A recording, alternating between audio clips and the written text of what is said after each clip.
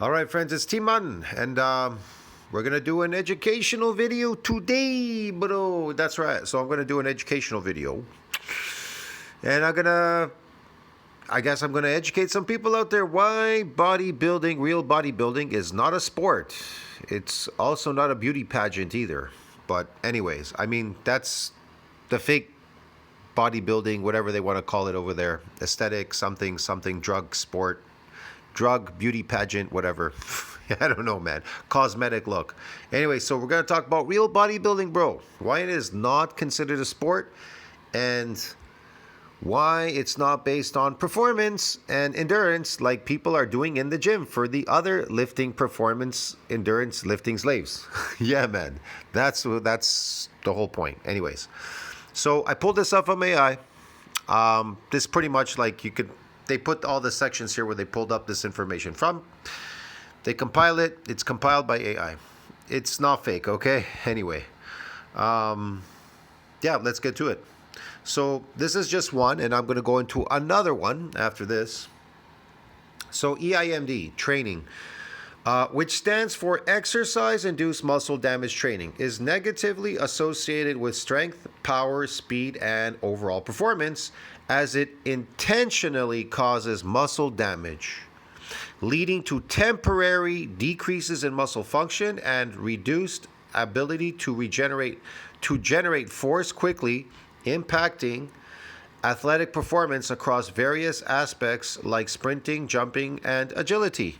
Yes, that's if you're training for EIMD, then that training is definitely going to compromise sportive performance. And that's the reason why real bodybuilding, which is based on eccentric exercise, muscle damage, is not a sport. You get it? Because it compromises sportive performance.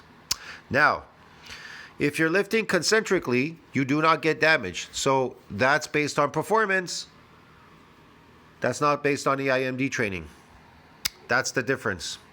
So key points about EIMD and performance. Muscle soreness definitely can hinder movements. So the primary symptoms of EIMD is significant muscle soreness, which can hinder movement and reduce training intensity, definitely. Decreased muscle function. Following EIMD, muscles experience a decline in strength and power output, impacting performance in activities requiring explosive movements, definitely. Reduced speed and agility. Due to impaired muscle function after the damage, of course, athletes may experience decreased speed and agility after undergoing EIMD inducing training. So it is a training, isn't it? Decreased muscle function, okay. Experience decline in strength, power output. I just went over this, right? Recovery, agility. Okay, recovery period.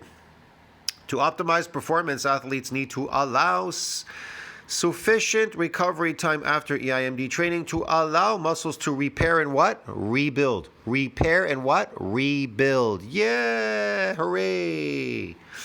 When might EIMD training be used strategically? When would it be used strategically so you can smash people? Get it? You can smash through anything.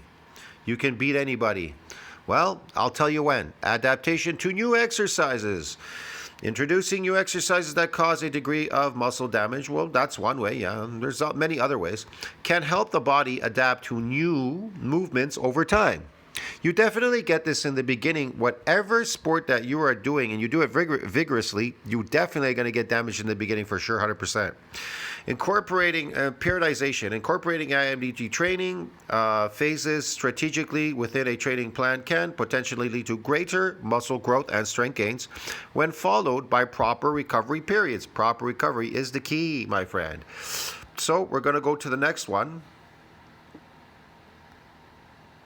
So we talked about EIMD, why this is a negatively associated with strength, power, speed, and performance. However, in the next report, move up here. This is my community section. You can look it up.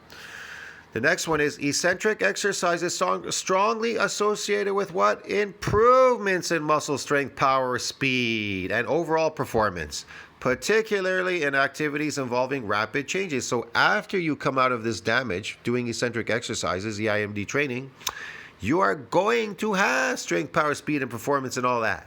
See? So activities involving rapid changes in direction, as it emphasizes the muscle lengthening phase during contraction, leading to greater force production. Greater force production, wow. And potential for muscle growth when implemented correctly. Key points about eccentric exercise and performance. Muscle adaptation. Eccentric contractions generate high levels of tension within the muscle, which can stimulate greater muscle hypertrophy and fiber recruitment compared to concentric contractions alone. Power development.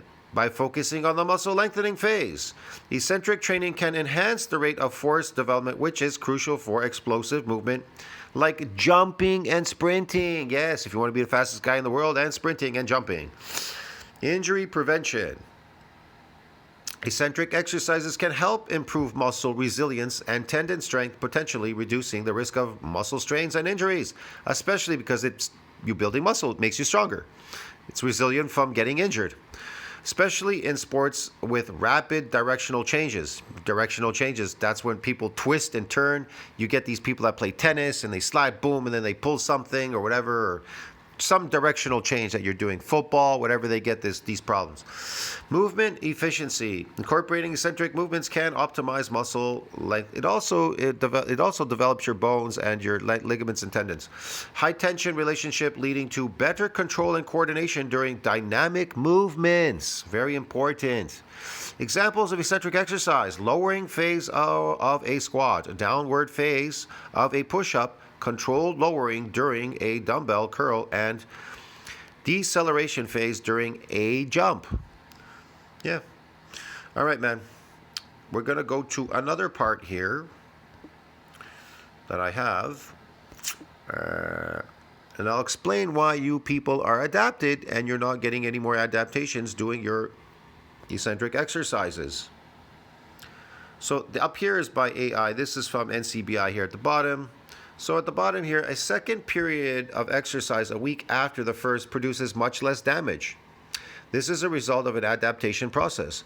So if you're producing much less damage the second week you coming into the gym, you're no longer getting damaged, you're no longer building any more muscle. And that's why you're all getting crazy. One proposed mechanism for this adaptation, why you're not building any more muscles in gyms, why you're not getting damaged and building more muscles, is an increase in sarcomere number in muscle fibers. Now, it's resilient from further assaults. Well, we go back up to the top. This leads to a secondary shift in the muscle's optimal length for active tension. So, this statement means that when performing a strenuous activity for the first time, significant muscle damage can occur. But if the same activity is repeated a week later, the level of damage will be considerably less due to the body's adaptation process. It's less, and if anything, there's no damage. So there you go. Process where muscles become more resistant, and this is the reason why, because muscles become more resistant to stress placed on them. Definitely. So the key points about the concept, muscle adaptation. When muscles are initially exposed to heavy exercise, microscopic tears can occur within the muscle fibers, leading to a soreness and inflammation. However, the body repairs and strengthens these fibers. It repairs and what? Strengthens these fibers. Oh, that's interesting. In response, making them better equipped to handle similar stress in the future. Eccentric contractions that involve lengthening the muscle while contracting by lowering the weight during a bicep curl are particularly prone to causing muscle damage, which is why the initial session often leads to the most soreness. Reduced damage with repetitions, and this is the kicker, dude. After the first bout of intense exercise, subsequent sessions with similar intensity will result in less muscle damage because the body has already adapted to the stress. See that? And how did it adapt? Because it grew the sarcomere number in muscle fibers. In other words, you built muscle.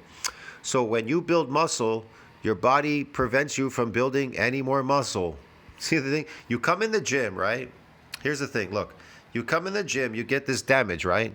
And then this damage repairs and remodel, like it says here, it repairs and remodels, right? Here, hold on a second. Where were we? I don't know where that section was. Here, occurs, loading, response, making them. Okay, hold on. These fibers. Anyways, they repair and they remodel. Okay, whatever. They repair. I can't find it now. I think it's in the other part. They repair and they remodel a lot stronger. Okay, and so once they're repaired a lot bigger and stronger, they're not susceptible to getting damaged again, because that's the whole point. They build muscles so they don't get damaged. And so you're not building any more muscles, because the muscle that you did build is preventing muscles from getting damaged. Okay? With a repeated bout of this the eccentric part. And your eccentric is coming down a lot lighter. You're adapted to the eccentric now. And that's about it. And there's no more muscle being grown, because you're not focusing on the eccentric to build more muscle. You're focused on concentric exercises in the gym. Performing for all the other performing slaves, that's why you're failing. Because you go in there to perform, to look good and perform endurance and performance for the other lifting slaves in the gym. Get it? Looking at each other and screaming and yelling and doing weird things in the gym. And a gym is not a place for performance, to perform, like a lifting gym slave, or performing endurance there at all whatsoever. Bodybuilding is not based on endurance, and it's not based on performance. That's why it compromises your performance. EIMD training, damage performance, eccentrics and damage compromises performance. That's all I have to say on that. Now you get the idea. I'll see you in the next video. But when you come out of it, you will be able to perform. You get the point? Bodybuilding is about building your body big and strong. And when you come out of it, you'll be a brute. Okay? See you in the next one. But none of you are, because none of you do eccentric exercise training. None of you people do that. None of you have done it in the past. None of you are doing it. And the very few people that are probably starting to do it are probably learning and starting to catch on. Like, they're like, okay, yeah, maybe, yeah, there's something going on here. But it takes experience to understand what this is and how far you can go with it. So, yeah, I mean, me personally got enough experience in that field. I'll see you in the next one. It's something you have to experience, like everything in life. If you don't experience, how the fuck would you know? See what I mean? How would you know if you've never experienced that? You can't just talk about something that you've never experienced. See what I mean? I can't talk about certain things that other people from their experiences that they told me, but I would have to reveal, say, well, that's based on their experiences. In other words, if I was to talk about steroids or something, in the past, I knew a lot of people on steroids. So they told me their experiences. They had shrunken, testicles, this, that, all these things happened to them. They would take this HCG, they would do this, blow them back up. They would do a bunch of stuff. They told me what they were taking, their dosages, whatever. I had lots of friends that were doing stuff. I know I learned from their experiences, but it's not based on my experiences, because I don't do any of that. So there you go. I can only talk about my experiences and pass them on to you from like real training, like eccentric training. That's my experience. I don't know about other people's experience, okay? I'll see you in the next one. Ciao, friends.